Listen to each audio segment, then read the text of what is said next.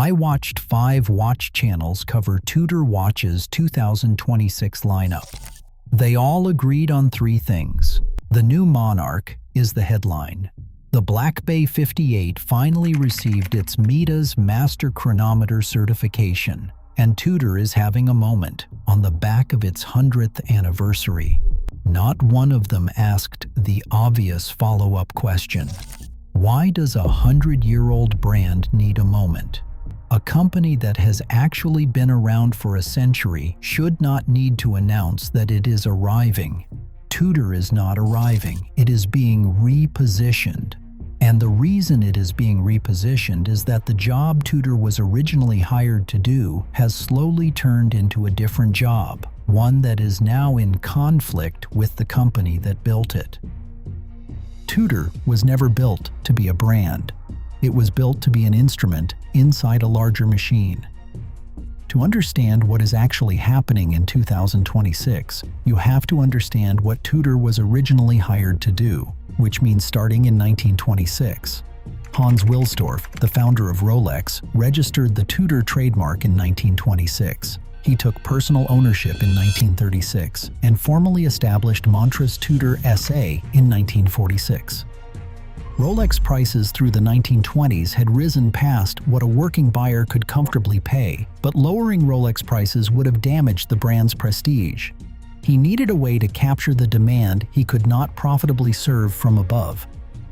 He built a separate company, used the same Rolex Oyster cases, and paired them with cheaper movements supplied by ETA, part of what would later become the Swatch Group's movement supply infrastructure, and sold the result at roughly half the price of a comparable Rolex. That arrangement is the entire reason Tudor exists. Tudor's job was never to compete with Rolex. Tudor's job was to absorb the demand Rolex could not serve without diluting itself. Through the 1950s and the 1960s, the Tudor Oyster Prince Submariner reference 7924 was issued to the French Marine Nationale and to the Canadian Navy. Tudor sold those watches to the navies at a fraction of what Rolex was charging the public for an equivalent Submariner. For most of the 20th century, the price spread between Rolex and Tudor was roughly 2-to-1. The insurance policy logic explains a piece of Tudor history nobody usually does the work of explaining. Tudor effectively disappeared from the United States and the United Kingdom in the early 2000s. The brand pulled out of both markets and sold roughly nowhere in the English-speaking world for over a decade. Watch collectors at the time treated this as a strategic mystery. It was not a mystery. Through the 1990s and into the early 2000s, Rolex waitlists were short. Gray market premiums were small. Walk into an authorized dealer, ask for a Submariner, and you walked out with a Submariner. The insurance policy had no claim to pay out on, so Tudor was quietly retired in the markets where Rolex had no overflow to absorb. The brand returned to the United States in 2013, the year after the Black Bay debuted at Baselworld 2012. By that point, Rolex sport model waitlists had stretched into multi-year territory, and the secondary market premium on a steel Submariner had pulled away from retail by tens of %. Platforms like Chrono24 and Watch Charts were tracking premiums of 40 to 80% over retail on steel sport references during the peak dislocation years.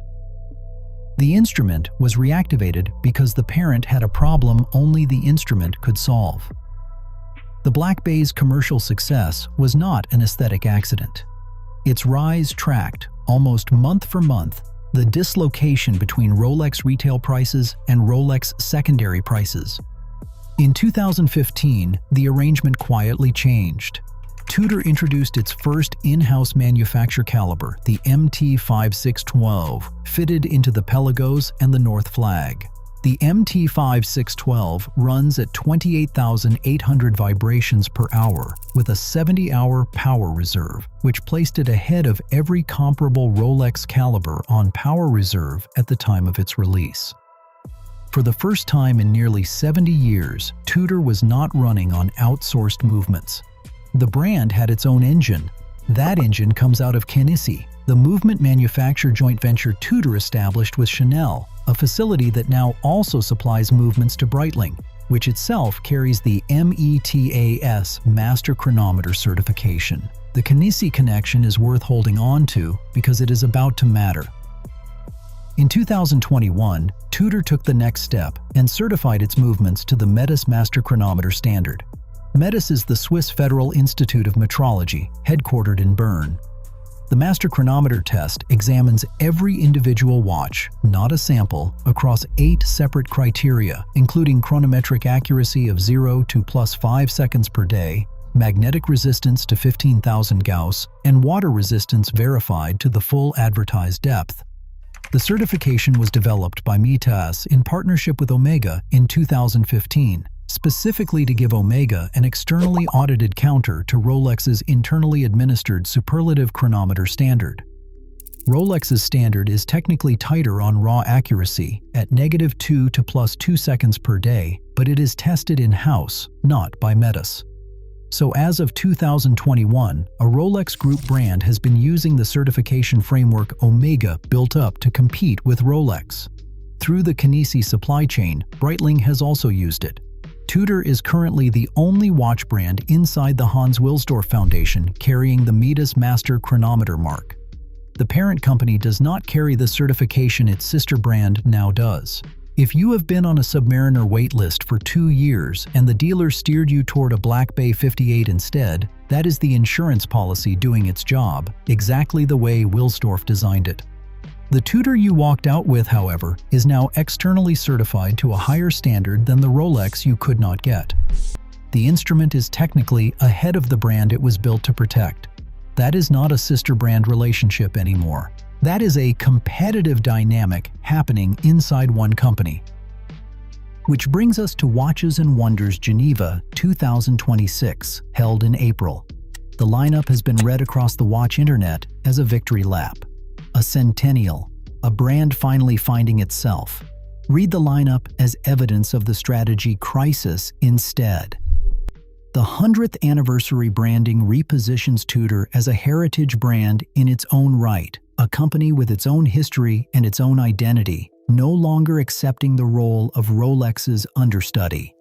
The new Monarch, debuted at the show, is openly marketed as drawing on Tudor's earliest 1926 designs. The brand is now claiming an independent heritage line that predates its formal 1946 founding. The Black Bay 58, the most important watch in Tudor's modern catalog, finally received its METAS Master Chronometer certification at this show, running a version of the manufacturer caliber MT5402.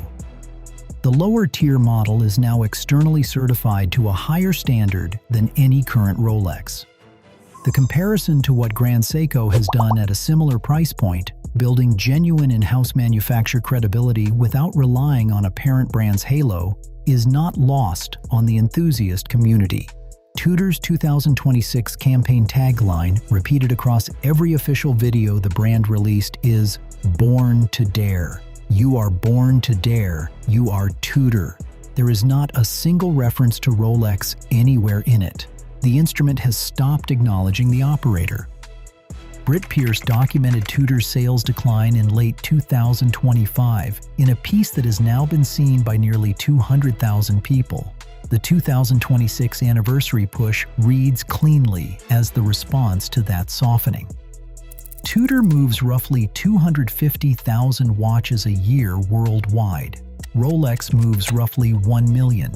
And since 2023, Rolex has owned Bucherer, the largest watch retailer in the world, giving the parent company direct control over the distribution channel that Tudor also relies on. The foundation owns Rolex SA. Rolex SA owns Tudor. And now Rolex, through Bucherer, has a tighter grip on the retail shelf where Tudor sits. The instrument that was created in 1926 to absorb Rolex's overflow is now, exactly 100 years later, the only watch brand inside the foundation carrying an external certification its parent does not, marketing itself with no reference to the parent at all, and selling through a distribution network the parent just acquired. 5 channels covered the Monarch, 5 covered the anniversary, and 5 covered the Black Bay 58 METAS upgrade. None of them asked why a brand turning 100 years old is being told to dare. Daring is what you ask of something with nothing to lose. The next chapter of Rolex's insurance policy does not have a name yet. It has a new model called the Monarch.